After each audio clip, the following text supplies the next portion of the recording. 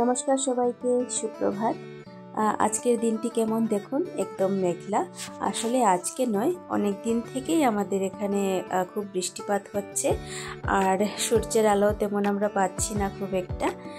তো আকাশের অবস্থা দেখুন, খুবই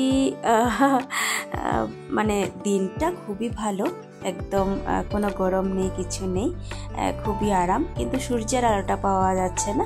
আমাদের যেহেতু ব্রেকফাস্ট হয়ে গেছে, আমি চান সেরে এখন লাঞ্চ প্রিপেয়ার করব। তো লাঞ্চের জন্য কাল বাজার থেকে এনেছিলাম এই মাছটাকে আমরা চেলা মাছ বলি। আমি জানি না এর সঠিক নাম কি, আপনারা যদি জেনে থাকেন তবে আমাকে জানাবেন। তো আমি চেলা মাছের ভাপা বানাবো, পেঁয়াজ কুচি, হলুদ, নুন আর সানফ্লাওয়ার সিডসের পেস্ট দিয়ে। সব কিছু ভালো মতো মেখে সর্ষের তেল দিয়ে আমি কড়াটাকে চাপা দিয়ে দেব। আর একদমই সিম্পল আর একদম সহজ। আর ভাপা মাছ বা সেদ্ধ মাছ খেতে মানে আমি তো খুবই কম মানুষ দেখেছি যারা খায় না, বা আমি দেখিইনি, সবারই খুব প্রিয় এই মাছের পদটি। আর রান্না করতে তো ভীষণই সহজ। আর বানাবো আমি ট্যাংরা মাছের ঝোল, একদম হালকা করে, কেননা ওই ঝোলটা আমি আমার বাচ্চাদেরকেও দেব। আর এই চেলা মাছের সেদ্ধতে আমি 4-5টে লঙ্কাও দিয়ে দিলাম একটু চিড়ে।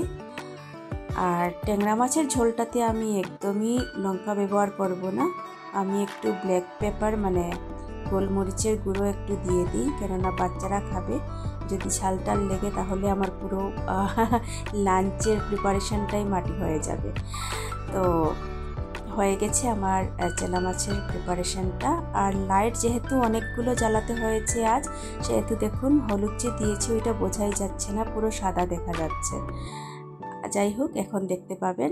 দেখুন হলুদটা ঠিকঠাকই ছিল, আগে শুধু লাইটের জন্য একদম সাদা দেখাচ্ছিল। তো আমার একটা রেসিপি রেডি হয়ে গেছে। আমি ওপর থেকে একটু কাঁচা সর্ষের তেল দিয়ে দিচ্ছি। নেক্সট আমি একটু আলু আর টমেটো দিয়ে ট্যাংরা মাছের ঝোলটা বানাবো। যেহেতু একদম হালকা পাতলা করে বানাবো, আমি পেঁয়াজ আর জিরে ধনের একটা পেস্ট বানিয়ে নেব মিক্সিতে, ওইটা দিয়েই আমি ট্যাংরা মাছের ঝোলটা রাখবো। আর আলুগুলোকে আমি প্রথমেই বয়েল করে নিই, ওইটা বড় ছোট যার জন্যই বানাই না কেন জানি না, ওইটা আমার একটা অভ্যেস হয়ে গেছে, আর শুনেছি ওটা স্বাস্থ্যকর। তো ট্যাংরা মাছের ঝোলের জন্য যা যা লাগবে, পেঁয়াজ কুচি, জিরে, ধনে, ওইগুলোর একটা পেস্ট বানিয়ে রেখেছি। আর তারপর আমি ট্যাংরা মাছগুলোকে অল্প করে ভেজে নেব।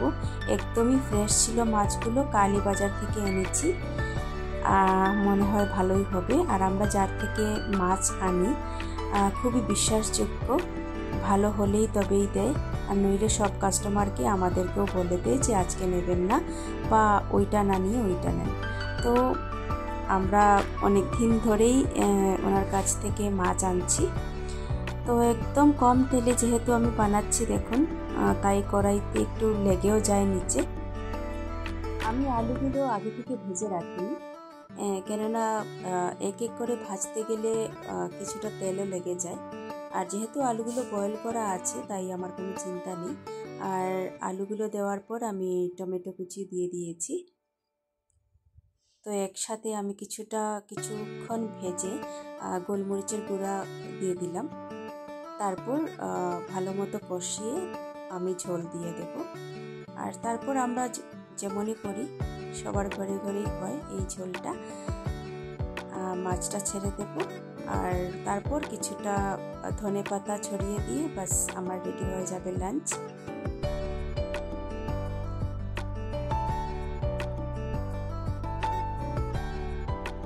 এত কাজ জমে আছে জানেন। কাজ হলো গিয়ে আমাদের একটা ট্রিপে যেতে হবে। ট্রিপটা যেহেতু মানে ঘোরাঘুরির জন্য না, প্রথমে থাকবে আমাদের একটু কাজ, মানে আমার হাজব্যান্ডের কাজ থাকবে। আর যেহেতু আমরা অন্য সিটিতে যাচ্ছি, অন্য রাজ্যে যাচ্ছি, আর সবাই যাচ্ছি একসাথে, তো ঘোরাঘুরিটা তো হবেই, ওইটা তো না হলেই না হয়। সেজন্য আমরা কিছুটা ড্রাই ফ্রুটস নিয়ে এসেছি, ওইটা চা পাতা আর সূর্যমুখী ফুলের যে সিডস আছে ওটা আমার ঘরের জন্য, আর বাকি যেটা দেখছেন কিশমিশ, কাজু, আখরোট, এগুলো আমি রাস্তার জন্য নেব, একটু রোস্ট করে নেব। আর তারপর আমি একটা কন্টেনারে ঢুকিয়ে ওইটা নিয়ে নেব আমি রাস্তার জন্য, কেননা বাচ্চাদের জন্য কিছুটা লাগে, কারণ সবসময় তো আমরা বাইরের খাবার দিই না, সবসময় ঘরের খাবারই আমি প্রেফার করি বাচ্চাদেরকে দিতে। তো যতটা সম্ভব আমি পারি হেলদি খাবার একটু দেওয়ার চেষ্টা করি আর কি।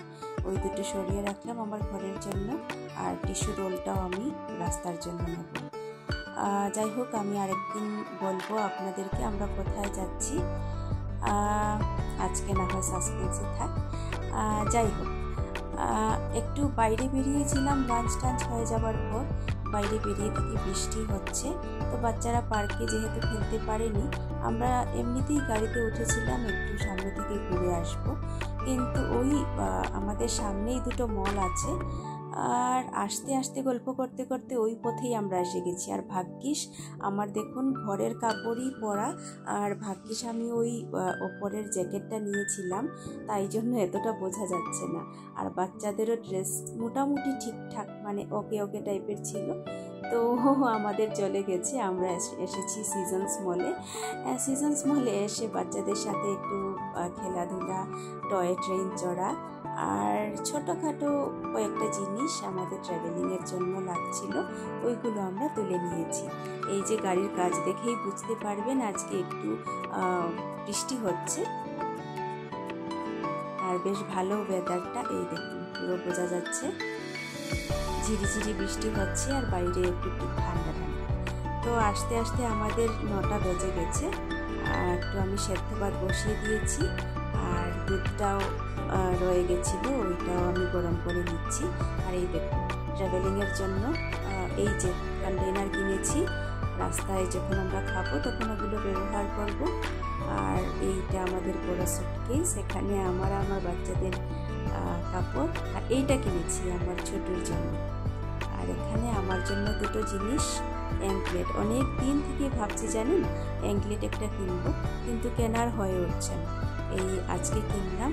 আর এই যে ছোট একটা রিংয়ের মতো দেখছেন, ওইটা হাতের আংটি। আর এই একটা খুব ভাল লেগেছে আমার পাপোশ, ওইটা আমি রেখেছি বাথরুমের জন্য। আর এই পাপোশটা রেখেছি আমার মন্দিরের জন্য। আমার এই দুটো ভীষণ পছন্দ হয়েছে। তো যাই হোক, আমাদের ডিনার হয়ে গেছে, এখন আমি কিছুটা স্কিন কেয়ার করে ঘুমিয়ে পড়ব। আপনাদেরকেও গুড নাইট, দেখা হচ্ছে পরের ভিডিওতে।